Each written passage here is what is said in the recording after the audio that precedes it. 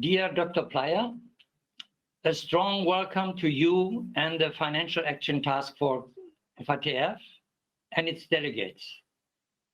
Equally strong are our thanks for your support in making today's global AML CFT conference possible.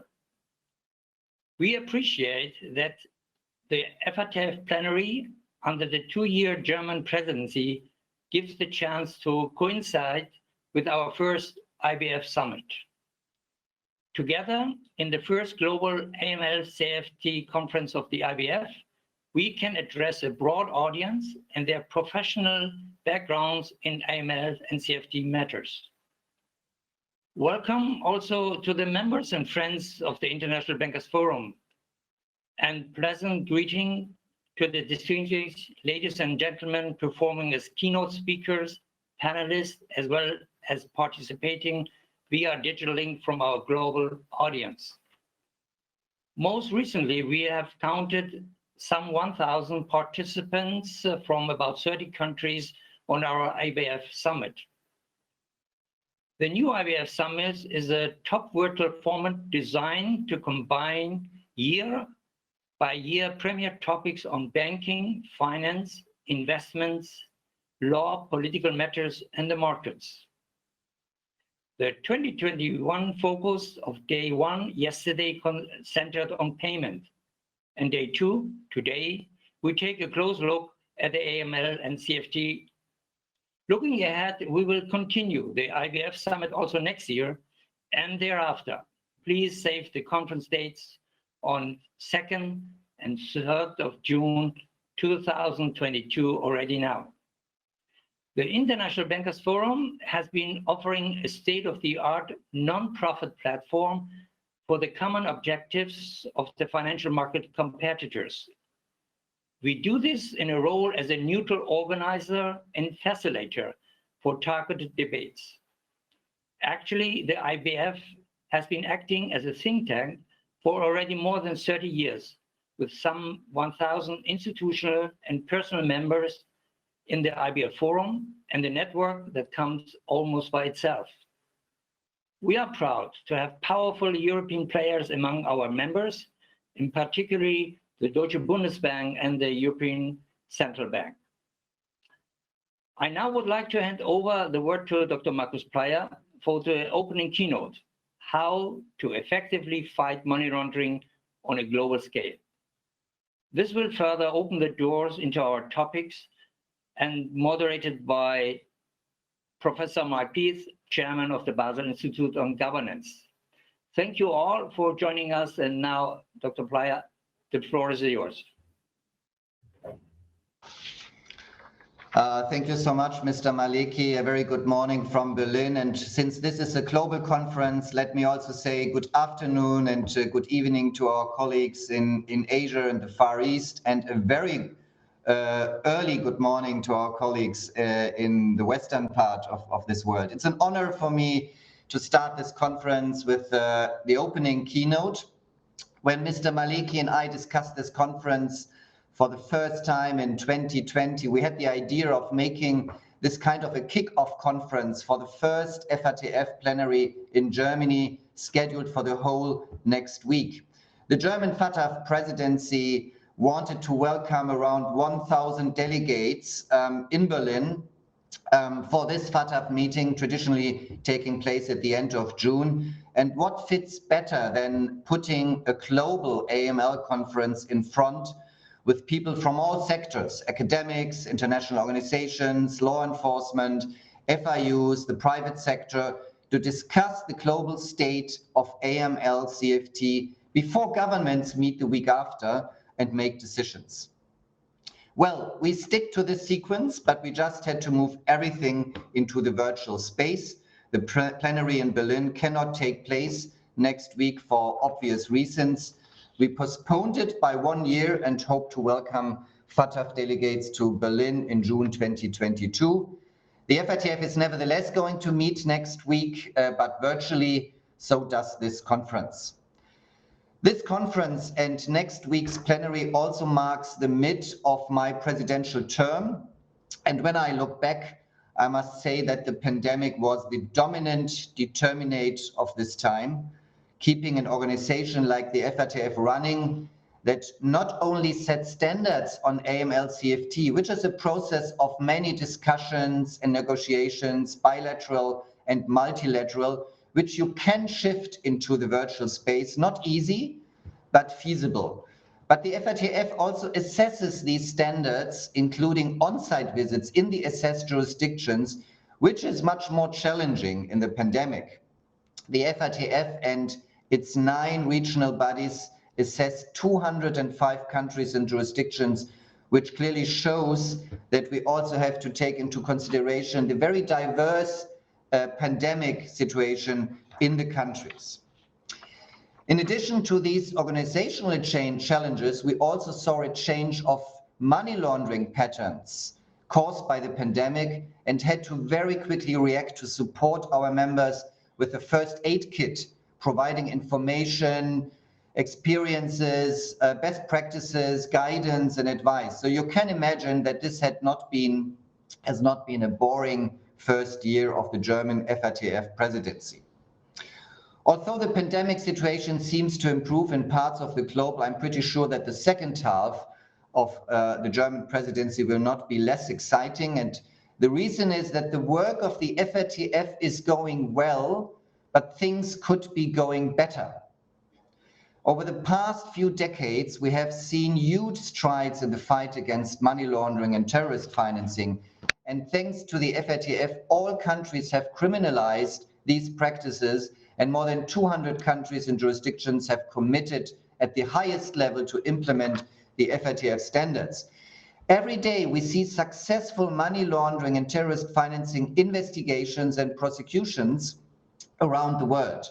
The financial sector, or at least some components of it, are nowadays much better regulated than previously, and we are striving to make improvements. And new technologies have the potential to be a game changer to make our work more effective. That's some of the good news. But the harsh reality is that many countries are still struggling to tackle money laundering. Time and time again, the FATF assessments highlight the same issues. While most countries have now put laws and regulations in place, many fail to use them effectively, and business fail to do the basics. The FATF standards will only work well if they are effectively implemented. And let me be clear why this is important. It's because money laundering fuels organized crime and terrorism. At the moment, too many criminals are free to enjoy the profits of their crimes. As much as $2 trillion, perhaps more, is laundered globally each year, but only a fraction of criminal proceeds are seized and confiscated. And the impact goes far beyond financial losses. Money laundering motivates the criminals to continue their illicit activities. It's becoming a vicious circle. That is the fueling effect that I just mentioned a minute ago. But even beyond that, money laundering threatens the integrity of our financial systems, and it undermines social cohesion. It erodes trust in fair societies. What do I mean with this? If people observe that criminals can enjoy the fruits of their crimes, in some cases even use their dirty money to influence politics or the judiciary, then people lose trust into governments and their institutions, and the social kit of society starts to erode. Thus, unhindered systematic money laundering can have a disintegrating effect on our societies, an impact that is often overlooked. Therefore, more than ever, countries need to effectively implement international anti-money laundering standards.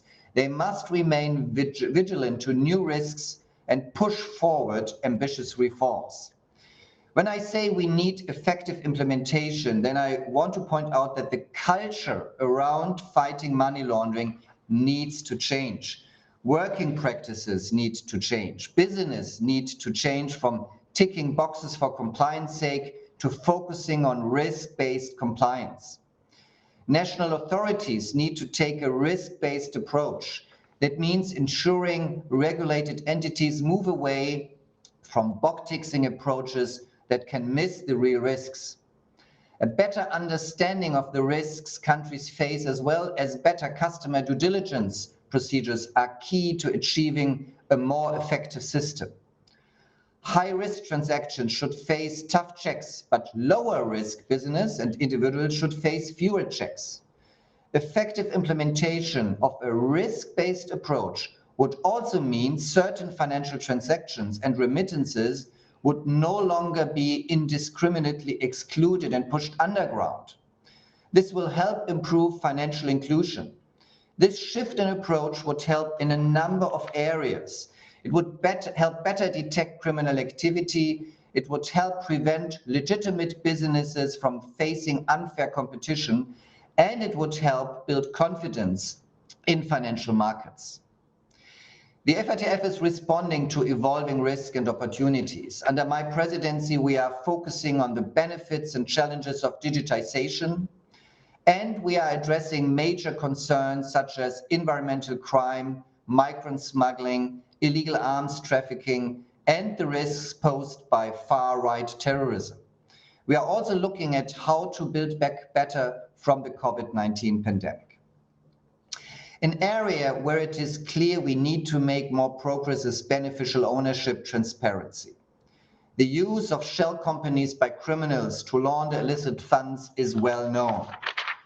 Every year, criminals exploit companies and trusts to launder hundreds of billions of dollars. This allows organized criminal gangs, terrorists, and corrupt officials to hide their dirty cash.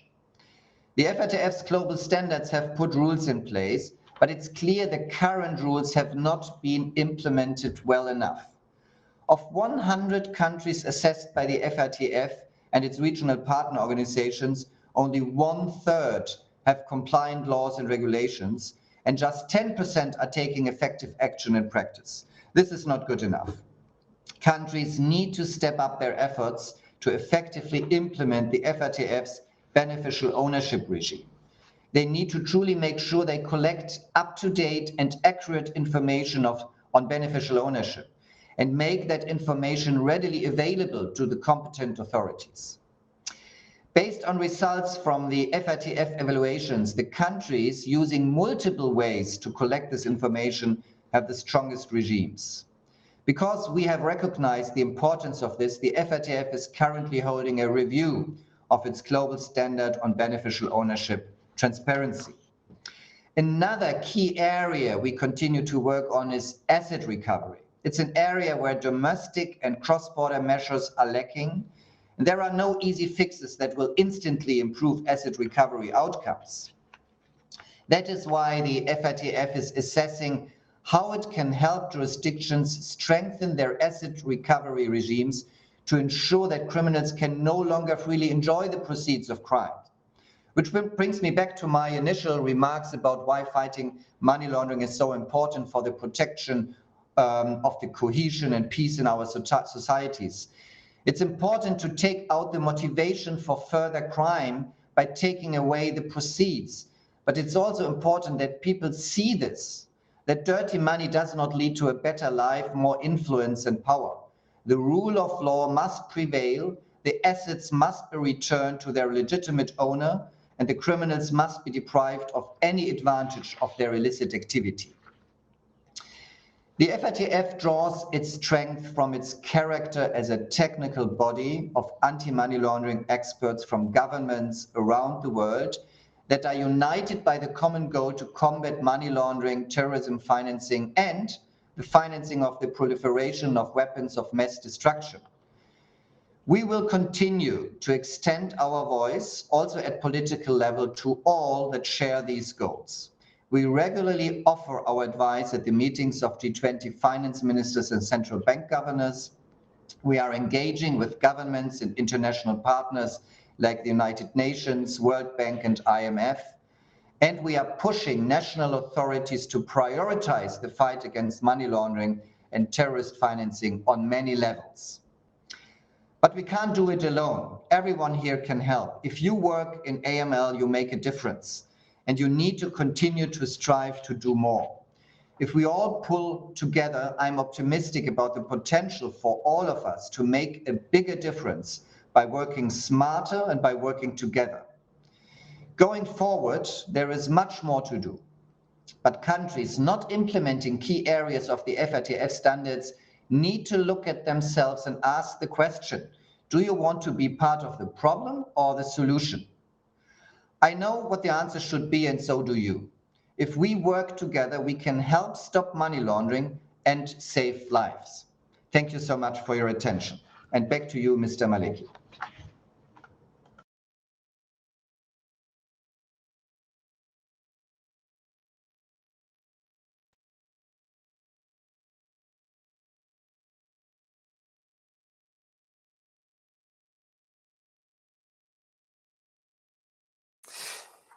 Yes, well, I think we'll just get started. Thank you very much for this most interesting introductory speech. I would like to welcome you from my side to the first session on AML, CFT, and international overview. My name is Mark Piet. I'm a professor of criminal law, and I was one of the founding members of the FATF in 1989. This tells you my age. Well, we have a high-powered panel of exponents of the most relevant organizations in the field of combating money laundering and financing of terrorism. And our job is to get us started into this conference day. We have Dr. Markus Pleyer, whom you have just heard giving his keynote speech. He is the president of the FATF. We have Henny Verbeek-Kusters, chair of the Egmont Group of FIUs. We have with us Ghada Wali, the executive director of UNODC. And finally, we will hear Matthew Ekberg, senior policy advisor with the Institute of International Finance, Washington, DC.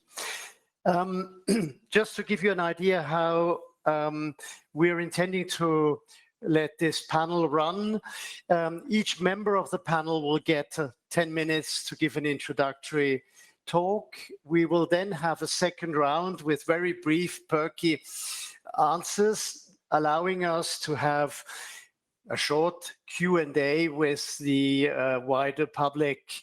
I will pick up some of the questions that are going to come in. We have agreed that Henny would get us started. Now, Henny Verbeek-Kusters, you are the chairperson of the Egmont Group of FIUs. This begs questions. Not everybody knows what Egmont means, and not everybody knows what FIUs mean. And I have a particular question to you. I have the feeling that you are, in a way, the victims of your own success. You are collecting so many, or your constituency, the FIUs, are collecting so many notifications of suspicion that they find it difficult sometimes to know what to do with the mountain of paper or whatever that they're collecting.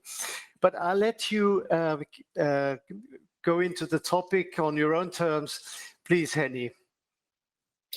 Thank you very much, Mark. And taking into account your introduction, I think it's important to start to elaborate a bit on what are FIUs and what is the Egmont Group, and then I will get back to your question of the mountain of reports that we receive. I would say it's a chain of mountains in the meantime. When we start with FIUs, we have to start again with what does money laundering, terrorism financing mean, and what does AML and CTF mean? I would like to point again to the introductory speech of Dr. Markus Pleyer.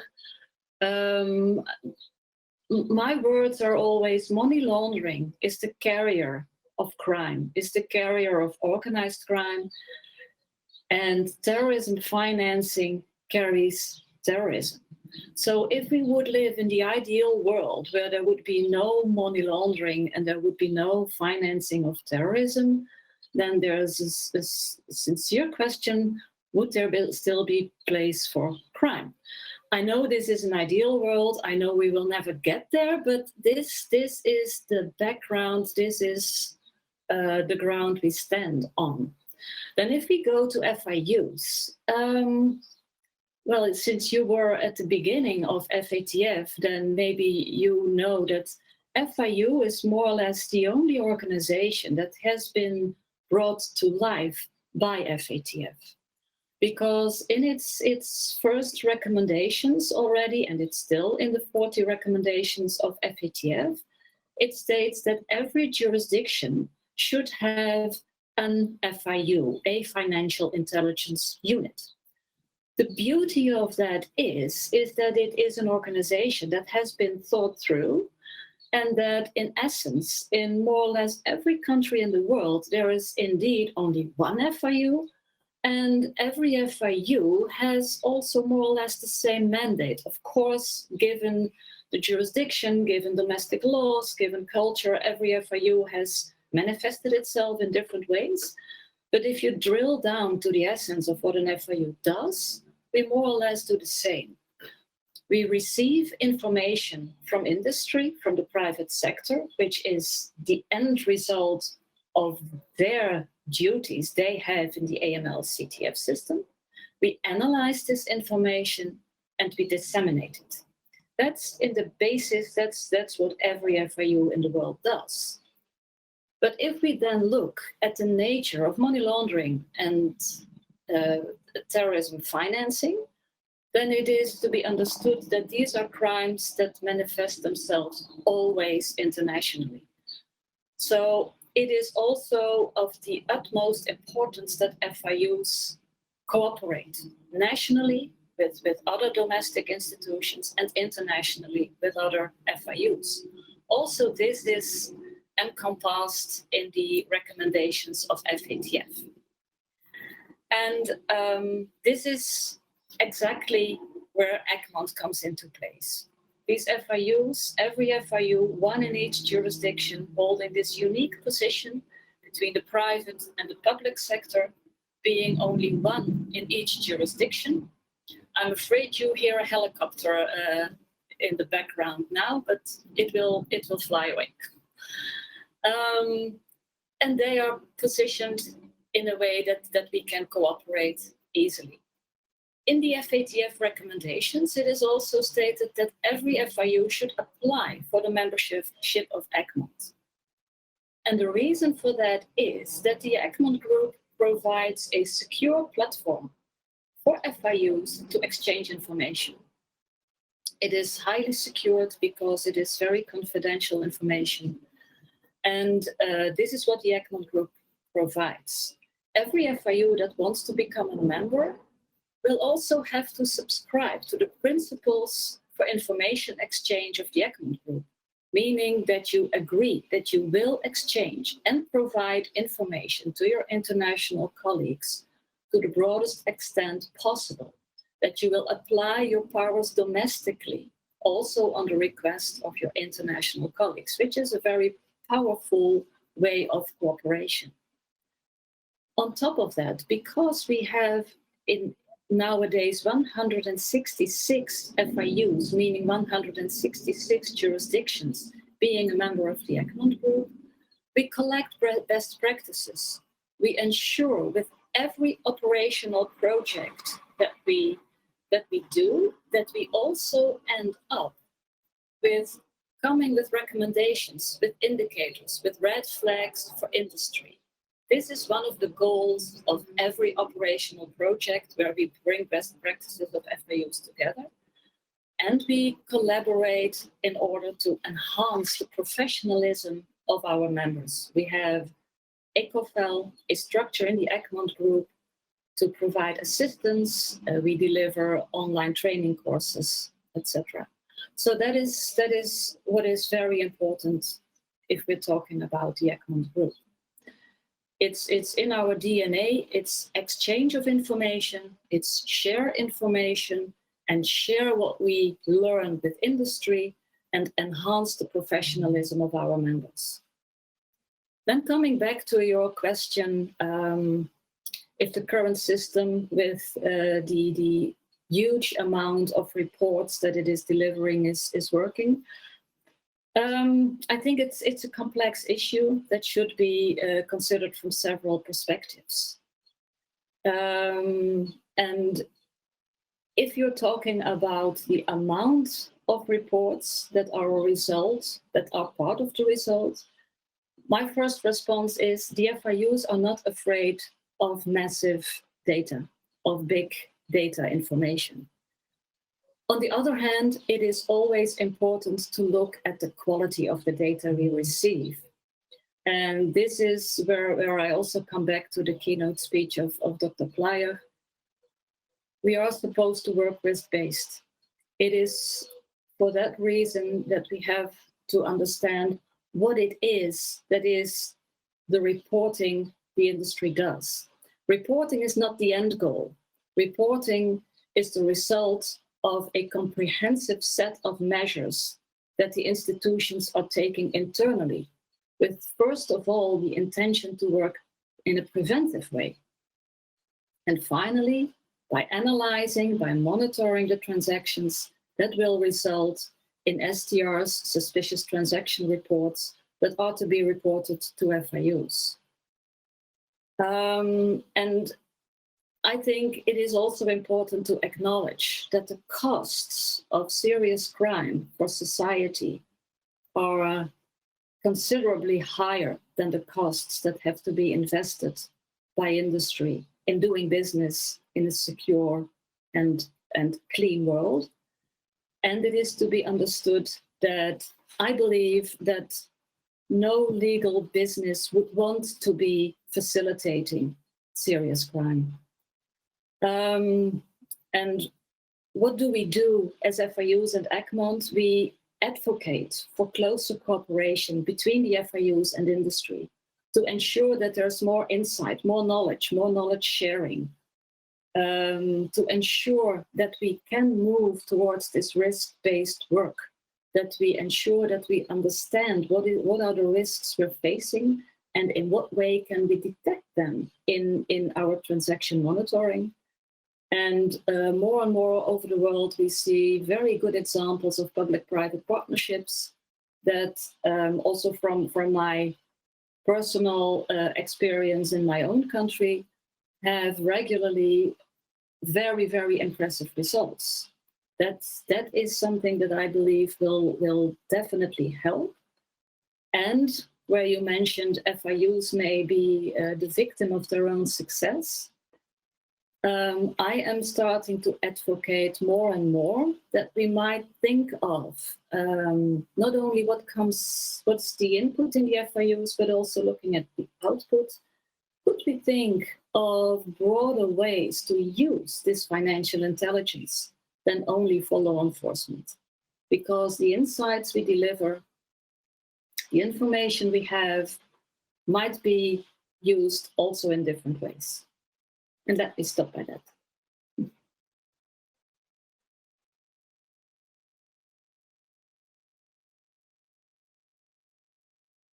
Yes, thank you very much, Henny. This has been most illustrative. I've just give you an idea what I've noted as bullet points here.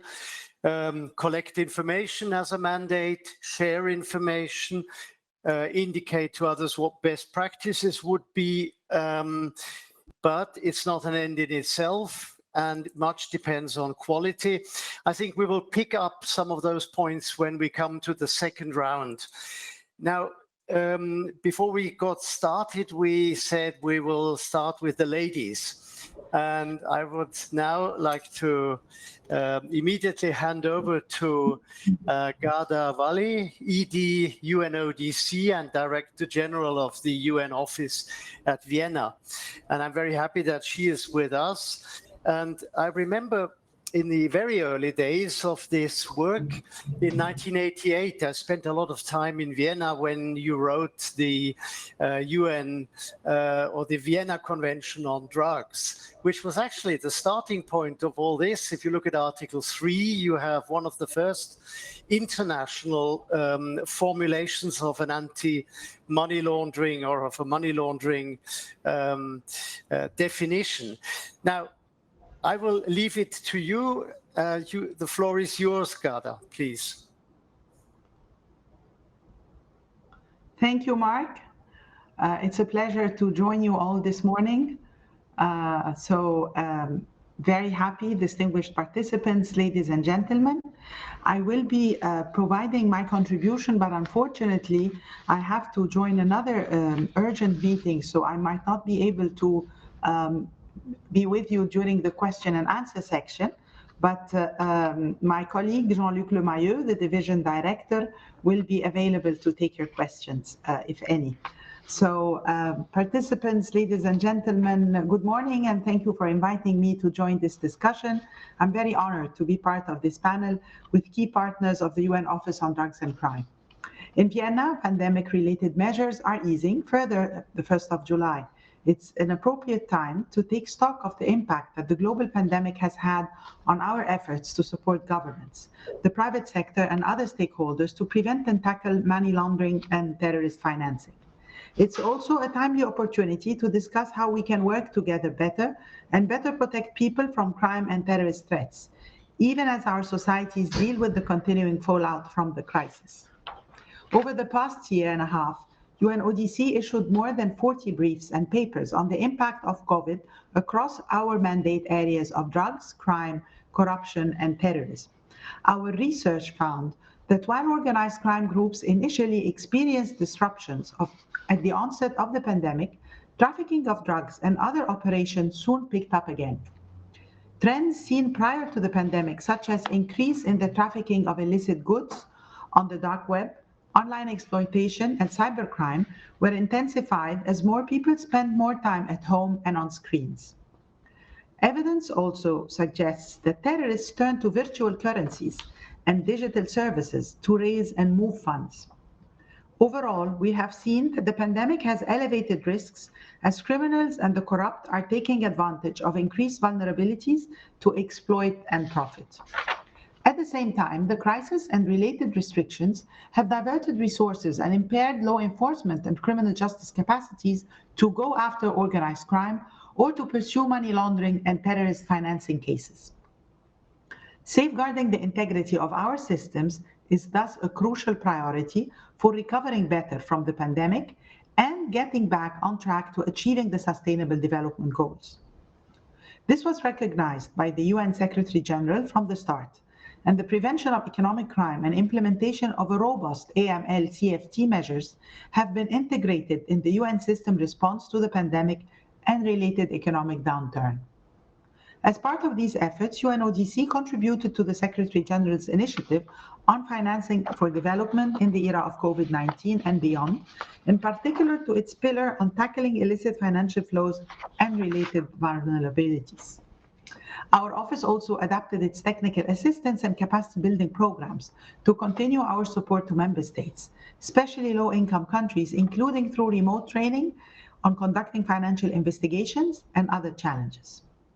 UNODC work to prevent and tackle money laundering and terrorist financing builds on our integrated mandates addressing drugs, crime, corruption, and terrorism, and interlinkages between these threats. UNODC acts as guardian of the UN Conventions on Transnational Organized Crime and Corruption, both of which have near universal adherence and contain mandatory measures to combat and prevent money laundering. The conventions call upon state parties to institute comprehensive domestic regulatory and supervisory regimes for banks and non-banks financial institutions, requirements for customer and beneficial owner identification, record keeping, and the reporting of suspicious transactions. UNODC further provides legislative and policy assistance, as well as capacity building, to implement the International Convention for the Suppression of the Financing of Terrorism and other global counter-terrorism instruments, relevant UN Security Council resolutions, and international standards. UN General Assembly resolutions also mandate UNODC to assist member states to implement the Financial Action Task Force recommendations. Our global program against money laundering, proceeds of crime, and the financing of terrorism supports the Asset Recovery Interagency Network of Southern Africa, as well as a project addressing trade-based money laundering covering 13 countries in Central America and the Caribbean. In Afghanistan, we are helping authorities to protect the money or value transfer service sector, including through training on comprehensive AML CFT controls. We are also providing counter-cash courier training to law enforcement agencies and customs. This year, UNODC delivered training on FIU's operations for the Democratic Republic of Congo, Cameroon, and Chad, as well as foundational courses on counterterrorism financing in Burkina Faso and Niger. We have also launched a new global network to support cross-border cases to tackle money laundering and corruption through direct, proactive, and informal cooperation between law enforcement authorities.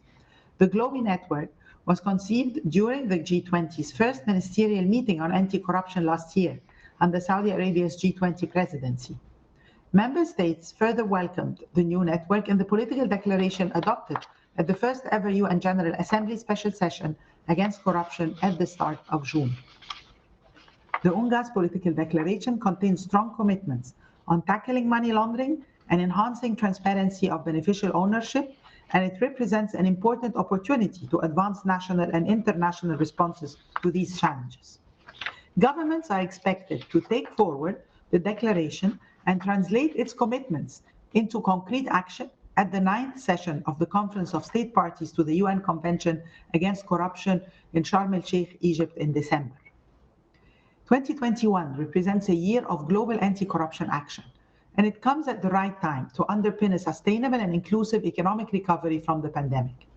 UNODC is committed to supporting member states to use this momentum and take decisive action against money laundering, terrorist financing, and economic crimes. We welcome your collaboration and ideas for how we can strengthen our work towards these shared objectives, and I look forward to our discussion. Thank you. Thank you. Over to you, Mark. Yes, thank you very much. I had some difficulties finding the right slot.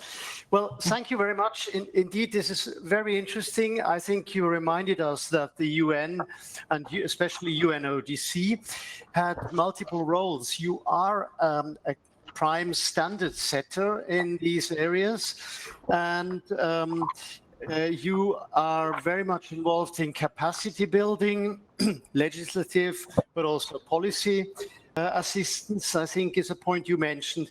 And then I think it's impressive that you are engaging in very difficult circumstances and or environments. Take Afghanistan, that's one point you mentioned, Congo, Burkina, and so on. And I think the UNODC needs to be commended for that work.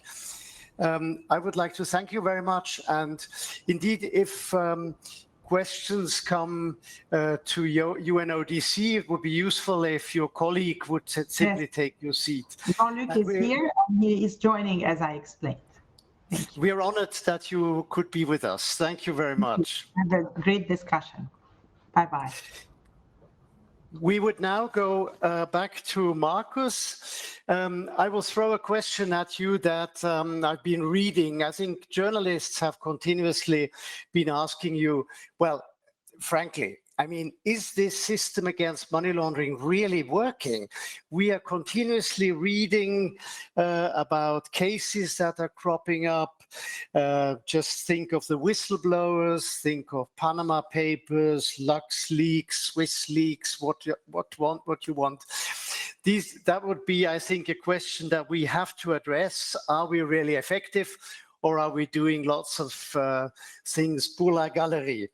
I might give you a question along while you have the floor. There is a colleague called Hugo Rush who has asked that I pass a question on to you. He is asking you about getting beyond the ticking the boxes cultures. And he's saying, well, however, given the quantitative nature of the methodology assessment, those are his words, I don't know, could be the evaluation in general used by the FATF. The question, are we not really stuck in this ticking the boxes culture? I'm simplifying his question a bit. Now, you have your 10 minutes, please. Yeah, thank you, Mark. So is the system working? Imagine a world in that Mark Piet did not found the FATF 30 years ago. Where would we be? Maybe we would not have criminalized money laundering and terrorist financing all over the world. We would not prosecute it. We would not assess countries. We would not push pressure on countries to follow the standards. So I'm pretty sure you did good work 30 years ago, and the world is now looking much better. You said, or you asked the question, cases come up and we see banking scandals, and I think this is what you're referring to. But why are these cases coming up?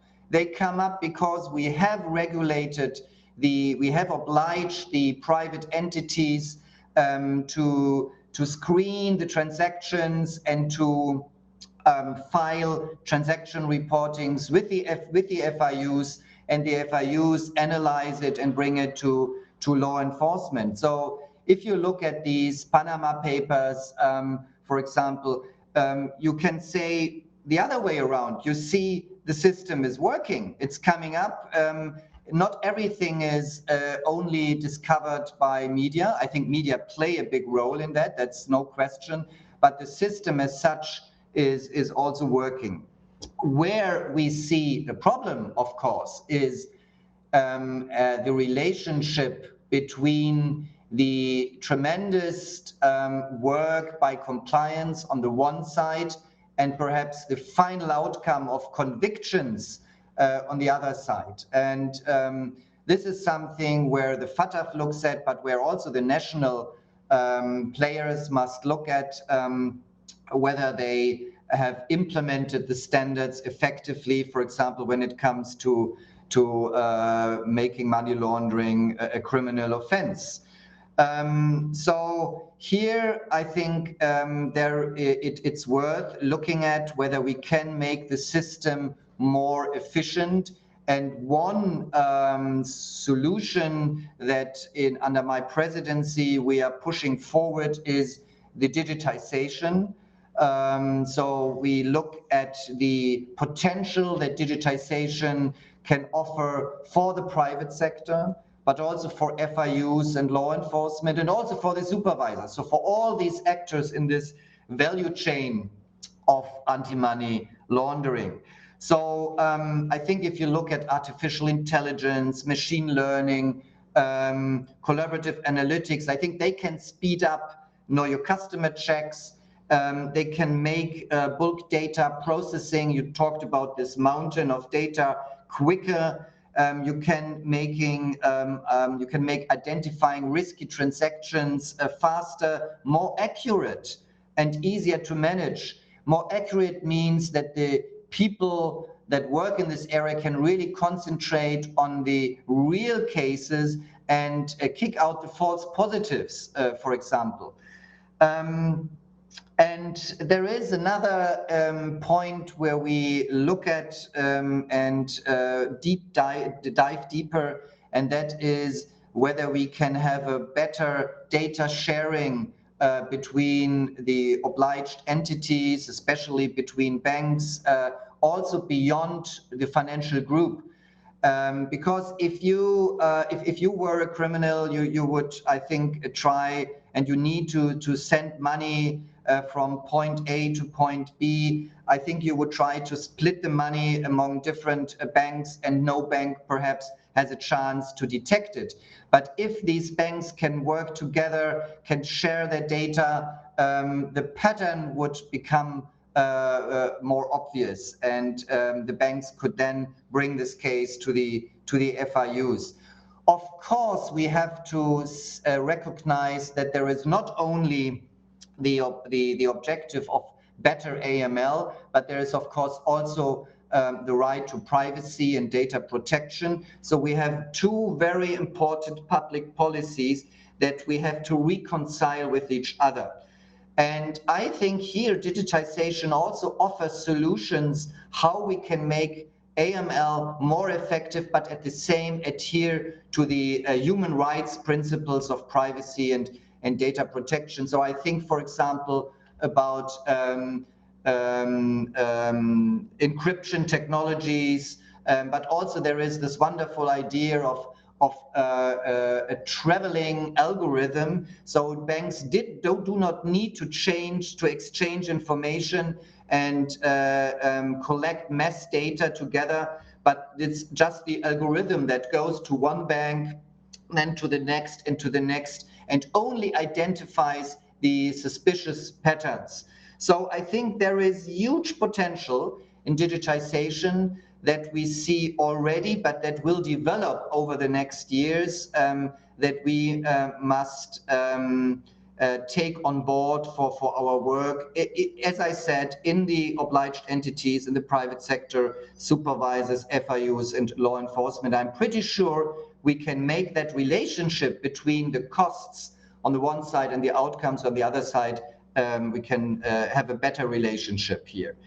But may I take the chance perhaps to quickly, now that I have mentioned one priority of the German presidency with the digitization, very quickly jump onto other priorities that are really in my heart. And one is that we must fight better environmental crimes and the financial flows out of it.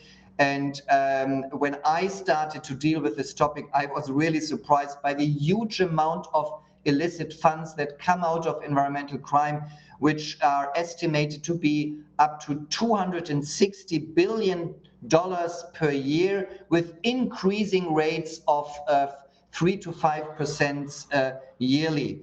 So we are now in the FATF developing guidance to help public authorities and the private sector understand how illicit money fuels things like illegal logging, land clearing, and other environmental crimes. And we try to develop risk indicators to help detect cases. I think environmental crimes are destroying our livelihoods, facilitate corruption.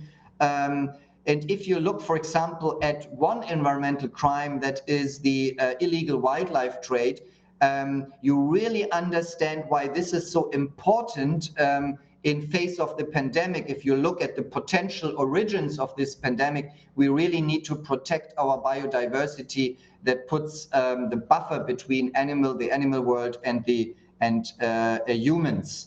And if you look at environmental crimes, it's really striking that you see that the organized crime groups that are involved in this are the same that are behind drugs and people that do arms trafficking. So the FATF work shows that criminals often rely on legitimate resources, supply chains to commingle legal and illegal harvested resources, which again demonstrates the need for comprehensive due diligence and beneficial ownership information throughout the supply chains for natural resources. Another very quickly topic and priority is the fight against financing of far-right extremism and far-right terrorism. I think we have seen the first police officer in the United States already last year declaring this threat as the #1 national threat that is now even more than the threats that we have seen by Islamic groups like Al-Qaeda and ISIS. So we are still very much in the dark about many aspects of this phenomenon. So that is why the FATF project aims to improve understanding of the financial flows and the cross-border linkages between these terrorist groups, their means and their donor structures. and we are looking at common structural characteristics and patterns, so that again, in this case, we can recommend best practices and perhaps indicators. And I think this will help law enforcement agencies, financial intelligence units, and others to better tailor their response to right-wing terrorism. So let me stop here and go back to you, Mark. Thank you very much, Markus. Just to let you know, I've noted 3 bullet points. I think you have a good point in saying, well, where would we be if we had no rules? Would we find all those cases? I think it is correct, because we have the standards, we see what there is. Number 2, I think there is an issue talking about the movement from notification to the justice system. And I think one of the points that you mentioned there was digitalization. There is probably also something that is so taken for granted, that's your monitoring, that of course helps to push the judiciary to actually move ahead. The third point, your other priorities, I have a lot of sympathy for adding environmental crime. I'm thinking of illegal logging and wildlife protection here. It's actually quite interesting. At one of the last World Economic Forum, Prince William, the UK, gathered the bank heads, the heads of Deutsche Bank and the like, 20 bankers around him, and said, look, guys, we want to find those poachers. And I think it's exactly what you've been saying. It's the same kind of people. And it's the same technologies that we would need if we were to do that. Let's keep the question of Mr. Rush, the tick the boxes question, for the question and answers round. We would now directly move on to Matthew. Now, you have heard all the other participants. You have intimate knowledge of the world of regulatory issues. And I would like to invite you to comment on the status of AML from your specific perspective.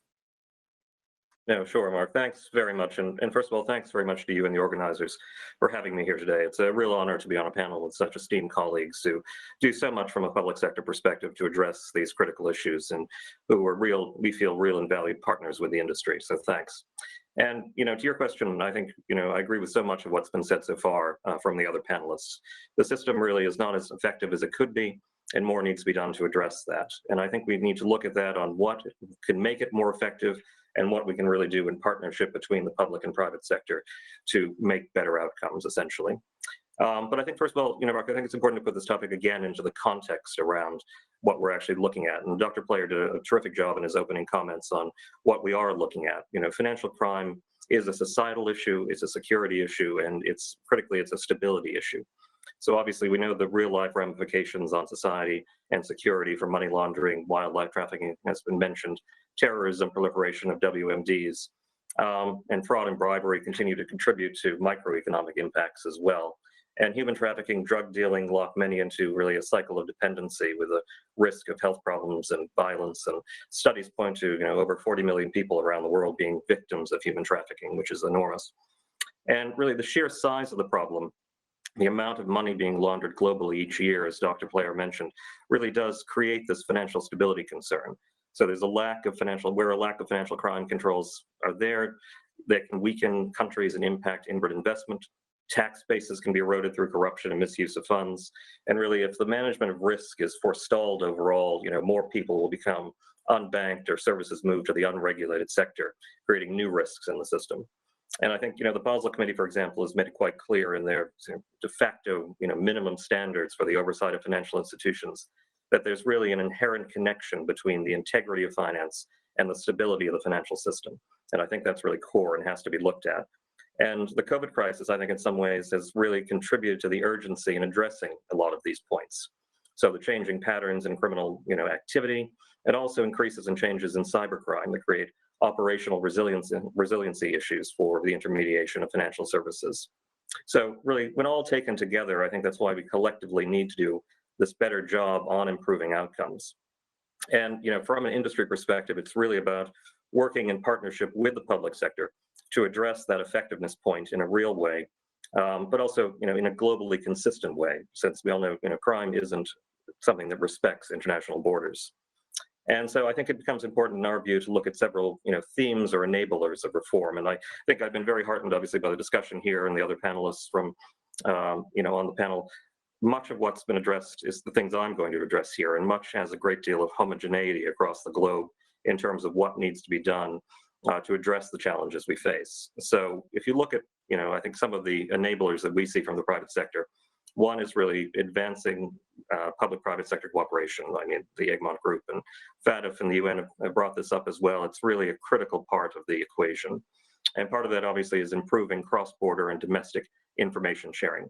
And I take Dr. Player's point also, this has to be done while upholding really the high standards of data protection and data security. But really, those 2 points are not mutually exclusive, and I think that's becoming more widely recognized.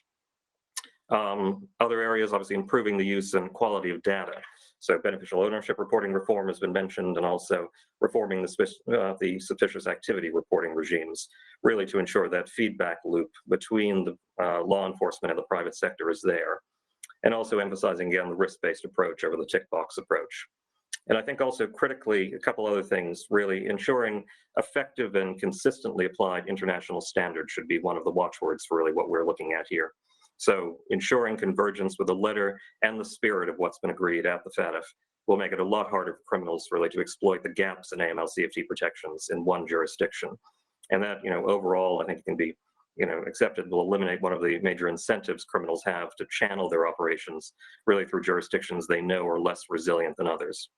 And there's also, as has been mentioned, increasing and improving the use of technology. So using machine learning and AI, developing that out and getting supervisor and regulatory buy-in and approval for actually using new types of technology. So that's why the digitalization agenda of the FATF is so important. And also using digital ID more effectively and more universally. It's especially important given the COVID environment and the recovery from COVID in terms of maintenance and onboarding of clients. And lastly, to reference also the UN's point on building capacity. So building capacity for institutions and countries, especially in less developed markets, really to have the tools to manage financial crime. So really to get the fundamentals right in terms of training, I think that's very critical. So, obviously you've heard a lot of these themes from other panelists. I'm not going to put anything new out there, but I think it's very good that there's so much of coherence in terms of these issues across the public and private sectors. And so perhaps, Mark, just to wrap up, I think, it's not all doom and gloom either. I mean, not everything is effective. More needs to be done, obviously, in terms of progress.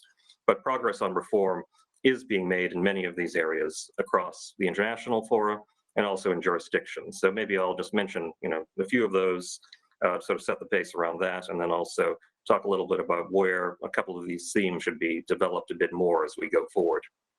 So first, obviously, at the international level, Dr. Player has mentioned the invaluable work that FATF is doing across many of these themes. I said the digitalization agenda is critical, but I also think mentioning and perhaps developing a bit more in this conversation, the work being done in the wider context of G20 efforts to enhance cross-border payments. So that's a multi-year process that involves the FATF, the CPMI, the Basel Committee, the FSB, and it really has a number of themes that can have cross-cutting impact on AML-CFT issues, including looking at the divergence from FATF standards and the impact therein, and also combining work really on data flows and the impact of data localization. And that'll be critical beyond just what's looking at in terms of cross-border payments, but really the wider agenda on making progress on reform. And then in terms of some jurisdictional reform efforts, I think you can't underestimate what's being done, not just at the international level, but also in regions and countries around the world. So in the European Union, I think we discussed later on the conference today, the European Commission produced last year an action plan really for a comprehensive EU policy on preventing money laundering and terrorist financing. So as the legislative proposal comes out on that, there's a great deal of promise built into that on strengthening and harmonizing EU rules, and also hopefully addressing some shortcomings in those rules. The US, as most people will know, the US passed a Reform Act, the 2020 AML Act last year, which is really the most substantial piece of financial crime reform in the US in decades, and addresses a number of the challenges that we've been talking about, including beneficial ownership reporting, the use of technology, risk prioritization, and international cooperation, among other things. So getting the implementation of that act correct is going to be really a crucial next step. And in other areas of the world, Singapore has done a great job in areas of technological advancement and thinking around data flows. And as the Egmont Group has mentioned, public-private partnerships have been built up around the world and really enhance that cooperation. From Australia to the Netherlands to the Nordics, Baltics, Europol has a very interesting project that we're very involved with called the Europol Financial Intelligence Public-Private Partnership, which is the first multilateral PPP around the world that has a lot of promise if we can get over a number of the information sharing challenges that's inherent in cross-border exchange of financial crime data. So I think, to wrap up, I think there's a lot to be optimistic of and a lot to be proud in terms of the advancements that we're all doing collectively to fight financial criminality. But I think, as we enter really the next stage of where we go with reform and effectiveness, I would just really end probably with two thoughts.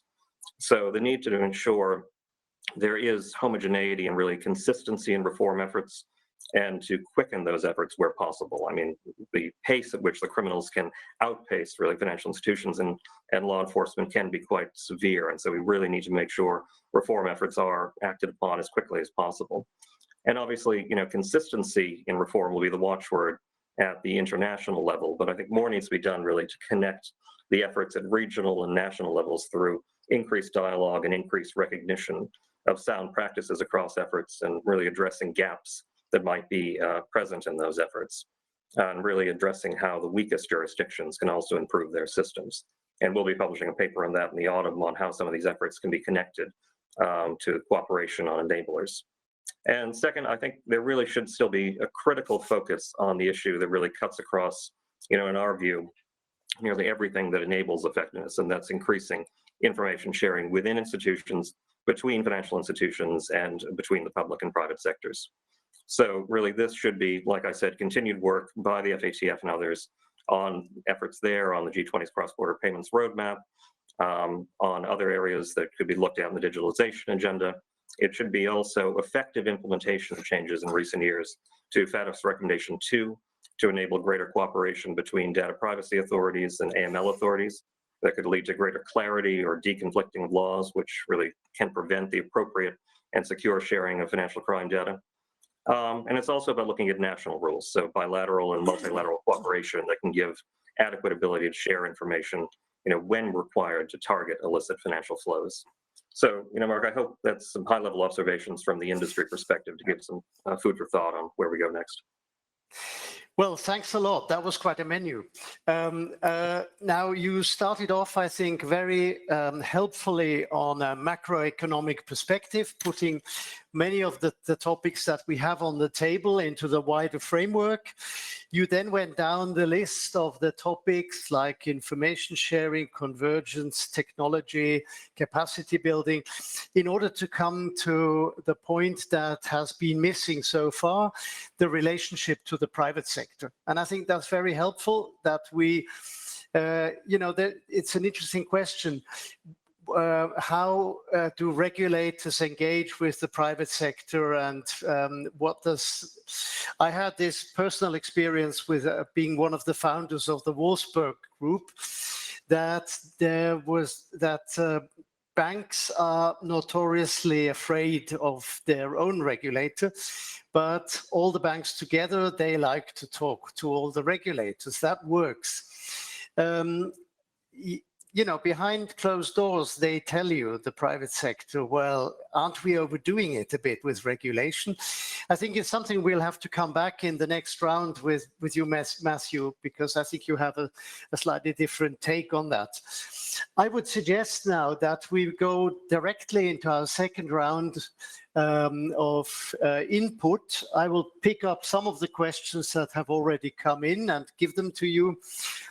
These are short interventions, and starting with you, Henny. There's actually an interesting question I would like to start with. There's somebody who is in anonymous, is asking, the Dutch FIU receives unusual transactions, whereas most EU countries only take suspicious transactions. I think this is an interesting issue that goes way beyond the Netherlands. It's really the question, how do you conceptualize notification?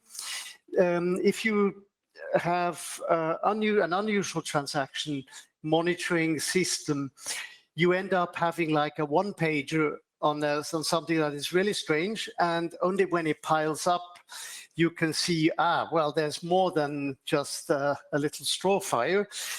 When you have a real suspicious transaction, take the Swiss, they are very slow, but they come with 20 pages to cover their back. And so that's, I think, is an interesting question for you. And it is linked to something I wanted to throw at you. You know, FIUs can be analytic bodies. They can really have analytic capacities and work with you in exchanging information. Some of them are just post offices. They just send the stuff they get on to the next possible law enforcement agency. So I think that's enough for you to bite into. I think so, specifically because I have to keep it short.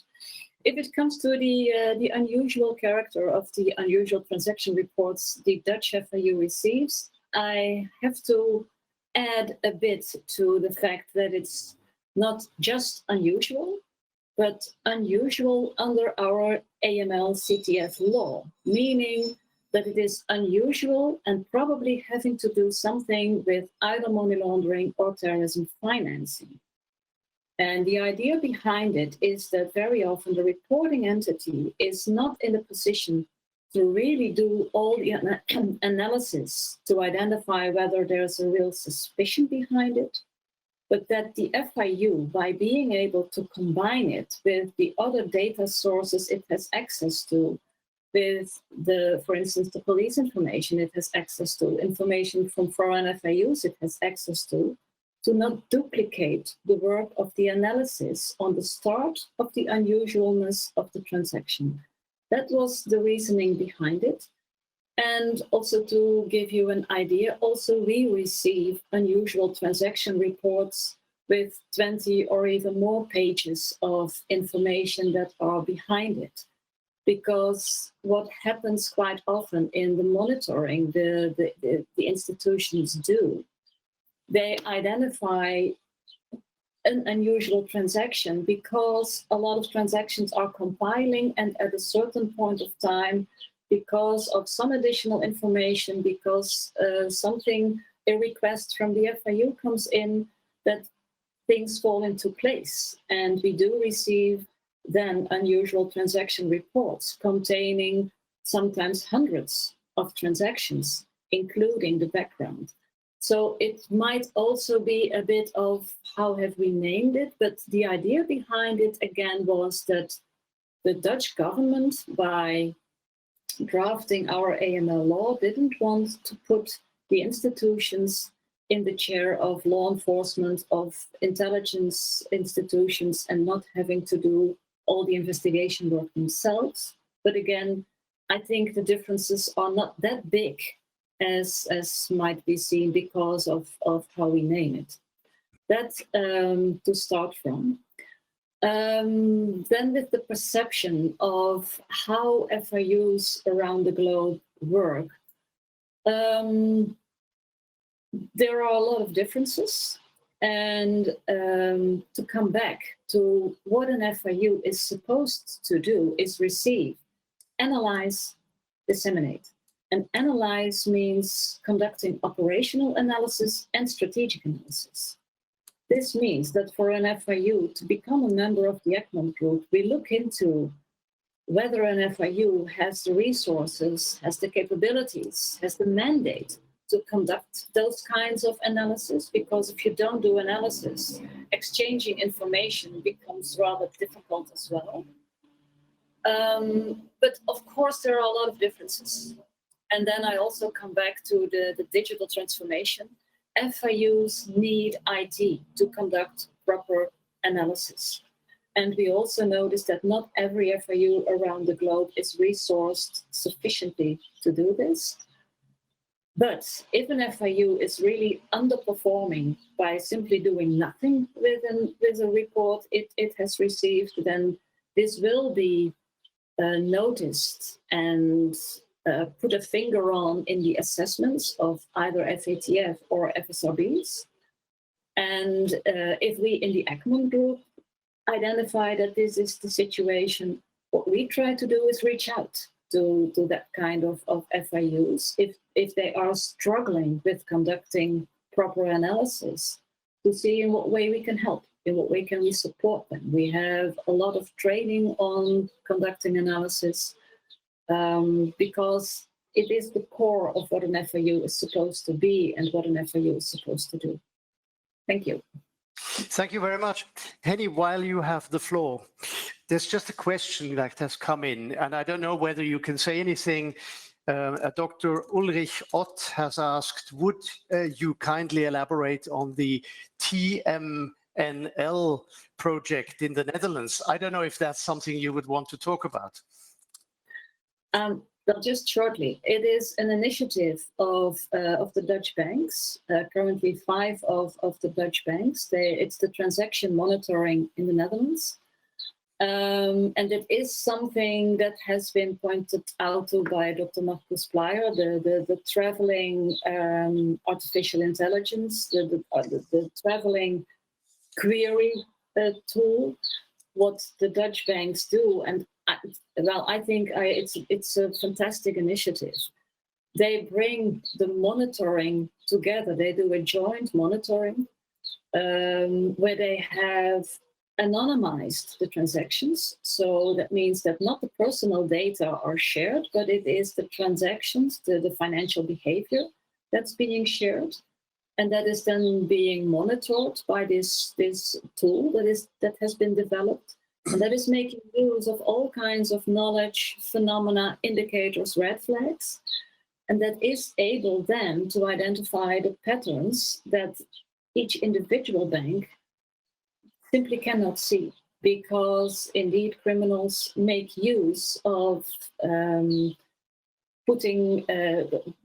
conducting their crimes by splitting their activities between banks, bank accounts, and that's where transaction monitoring and NL is, I believe, providing a bright future if it comes to transaction monitoring.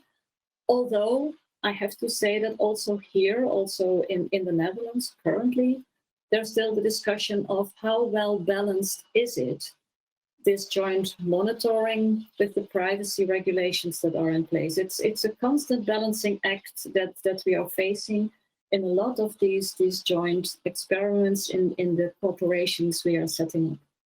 Mm-hmm. Well, thank you very much. Now, UNODC is represented by the responsible director. I'm sorry, you're still called Garda Wally, which is an honor, I think. But if you could briefly introduce yourself, and I think maybe just to let you know what I would have liked to ask the executive director. I think the topics have been also mentioned by Dr. Pleyer. The question of beneficial ownership and asset recovery are very much at the forefront of discussions. I don't know if those are topics you would like to pick up, but I'll leave it to you since you are the new kid on the block here. Please. Thank you very much. Can you receive me clearly? Excellent. Thank you very much. So my name is Jean-Luc Lemayeux. I'm the director responsible for the policy and analysis within UNODC. I do have Melissa Tullis, who is working closely with me, who you might be knowing very well. And we overlook, the close relationships with the FATF and with others, together with the divisions within the House of UNODC. So it's an honor and a pleasure to be here, and thank you indeed for promoting me to the Executive Director, and at the same time, my apologies that the Executive Director, the Under Secretary General Wali, could not continue sitting with us in this interesting meeting due to a sudden emergency which popped up, as does happen in any of our organizations, no doubt, from time to time. Yes, the beneficial ownership is definitely something which is very close to our heart within this discussion.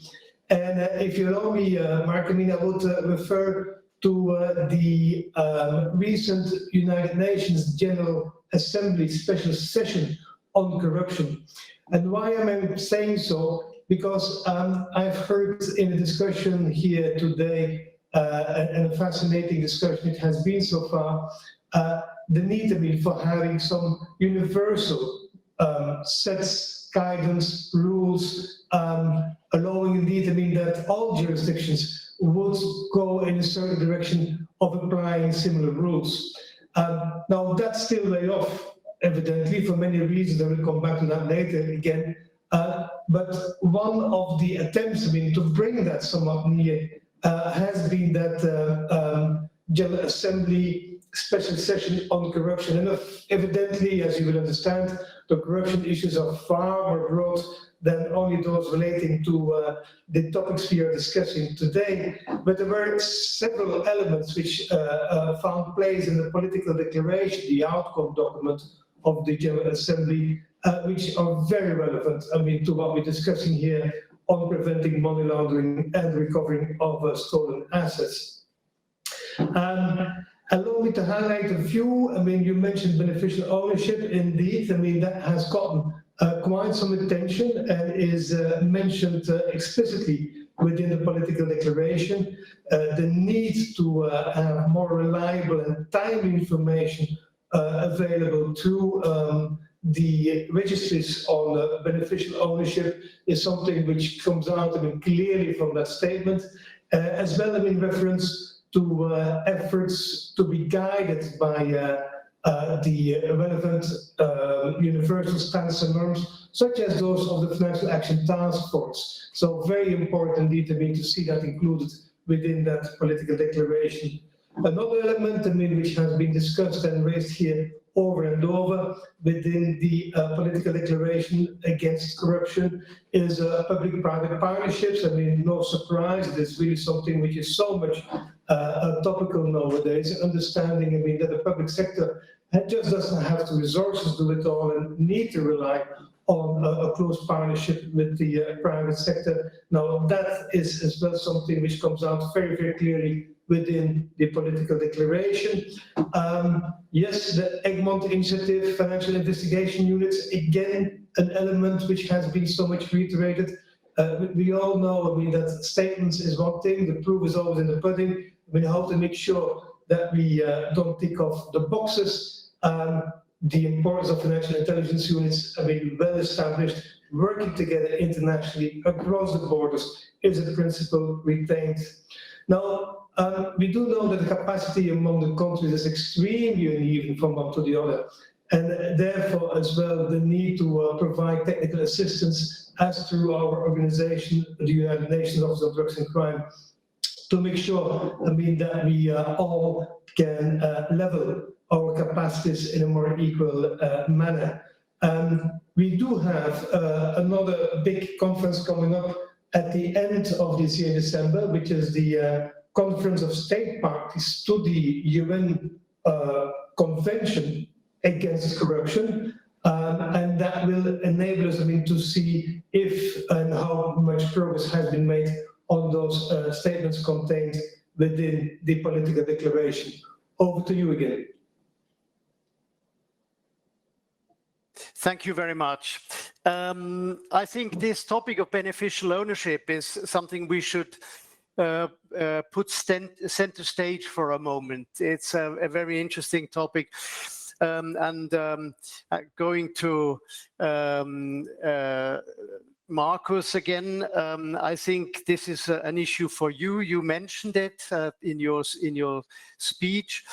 It's of course a difficult one because we might be thinking of accounts. We might also be thinking of companies when we talk about beneficial owners, and it's two different things, of course. I had my personal experience together with Joe Stiglitz when we were asked after the Panama Papers broke to help Panama reorganize. And we said, yes, well, you know, if you're really serious, you should have publicly readable company registers indicating who is the beneficial owner. And then we lost our job immediately. We were kicked out. Now, obviously, when you think of beneficial owners, you're thinking in the first place about the bank has to know, or the financial intermediary has to know who their client is. And there could be a register, or there is a register, ideally, of beneficial owners, but it doesn't necessarily have to be a public register, because there is still something like bank secrecy. But maybe this is something for you, Markus, to look at, to tell us a bit more what your ideas are on beneficial owner. And I would like to invite you also to pick up this question that we have received by Mr. Rush, who was worried about the tick the boxes culture in evaluation, in monitoring, pushing that approach. Please, Markus.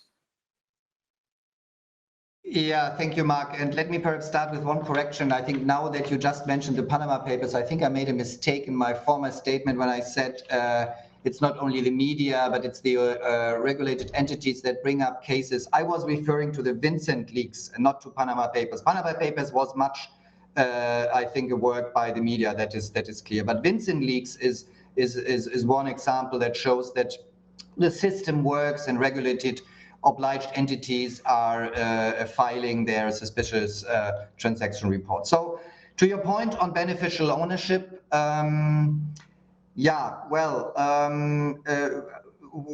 are our ideas? I think that what I already said in the introductory note is that a multi-pronged approach is something that shows to be most effective. That means you get the information of the ultimate beneficial owner, and this is a natural person in the end. So you may have a set of companies structured behind each other, but at the end there is a natural person, the ultimate beneficial owner.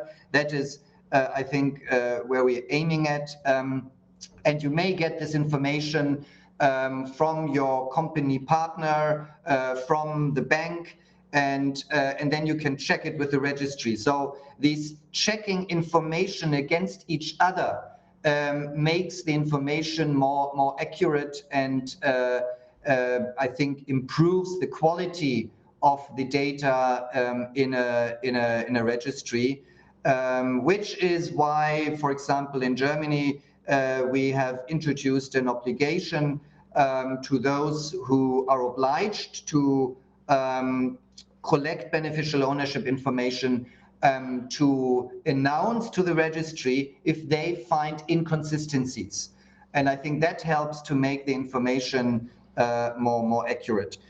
Well, I think I have to be short when I look at the time. You asked, or this colleague asked the question about tick the box systems. Let me quickly say where we come from. The FATF started 30 years ago and obviously needed to start with looking at the so-called technical compliance, which means the first step was to make sure that all countries implement the right laws and regulations.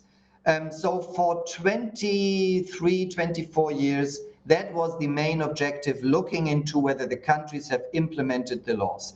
Just 7 years ago, we started to shift from technical compliance more to looking into effectiveness and looking into more risk-based approach. That started in 2013, and this is something where we still see that countries, business, banks shift from the technical approach, from the tick the box approach to effectiveness. But that needs time. in my introductory speech, I said that's a cultural change. The cultural change you cannot order to make from one day to the next.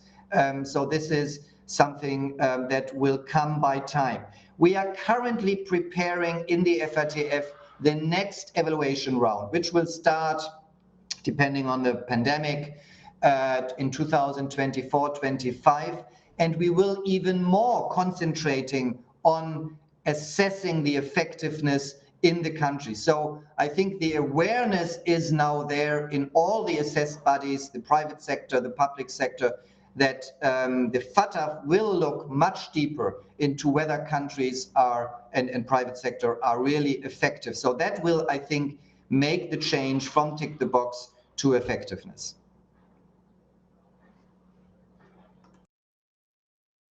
Thank you very much. Now, going back to Matthew, I was tempted to ask you a bit more on to elaborate a bit more on your speciality. You mentioned at the beginning that money laundering affects, from a macroeconomic perspective, amongst other points like security and so on, stability. And I think you have a background with the Stability Forum, and I think that would be quite interesting to know a bit more. How does that come about? What do you see there as a risk? I think that's an element that is still missing in our debate here. I will just mention that we have another question, and this is for anybody to pick up afterwards. But please let me remind you, we have 5 minutes left. It's about whether we have statistics according to the statistics on the impact of the emergence of new payment tools and their effect on AML. But Matthew, you have the floor first. No, excellent. Thanks, Mark. No, I think it goes back to sort of the original point around sort of the vast amount of money that's laundered every year globally in terms of how it affects stability concerns on a global basis. I mean, the Financial Stability Board looks into this to an extent, but obviously the FATF is really the key international player in how you address this through FATF standards, through the recommendations and guidance. And without that, you really do risk a great deal in terms of how, especially countries that may be misused for illicit financial purposes, how they actually could weaken their stability itself. And I think, it goes back to, I think, the broader point around how you do reform the system in order to address these stability concerns. And I think Dr. Player really hit the nail on the head in terms of moving away from that prescriptive tick-the-box approach to a much more risk-based approach to an effectiveness agenda. And that's really going to be the critical next stage in this whole process around how we look at international reform. And I just perhaps point to the Wolfsburg Group's statement on effectiveness. I think really is something that should be kind of a watchword around how we look at this and how an AML CFT program should be looked at in terms of how it produces outcomes. And that a program should have really key elements around complying with AML CFT laws and regulations, providing highly useful information to relevant government authorities, and also establishing a reasonable and risk-based set of controls to mitigate the risks of an FI being used to facilitate illicit activity. And that really goes to a lot of the key themes that we've been talking about today. That's public-private cooperation. It's really building up these public-private partnerships. It's increasing cross-border information sharing. All of these types of things will really work to address those stability concerns that could impact the financial system. Thank you very much. We have like 3 minutes left, and we have one question here. Does anybody volunteer to say something about, the use of cryptocurrencies for money laundering and CFT purposes? Especially, the question goes to statistics. Is there data? Henny, looks like you want to say something. Yeah, well, are there data? If there are data, then I would say that it's mainly on the amount of reports that are being received recently, since the virtual asset service providers and the wallet providers are under the reporting obligation. So those are the first statistics. They are publicly available. What talks more maybe is that if you look at national risk assessments, that more and more it is considered as a serious risk if it comes to money laundering and terrorism financing. And that for that reason, in the risk-based approach in jurisdictions, the institutions, both public and private, are now focusing on understanding and looking into how these risks manifest themselves. What do they look like? So we do understand that there is a risk. It has been proven, but for statistics, I believe for now we're really at an early stage. So that would be my contribution to this question. Thank you very much. Well, we have dealt with all the questions and we have exhausted our time. I'm very sorry. And it's the only thing I can do in this last minute is to thank all the members of this very high-powered panel for their extremely competent contributions. I think you've really launched the day.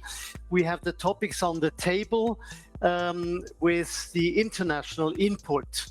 My last duty is to announce the next panel, which will be session number 2 on KYC, a topic that is not very new to us, but still there are new aspects to it. I wish you all a nice day. Thank you very much.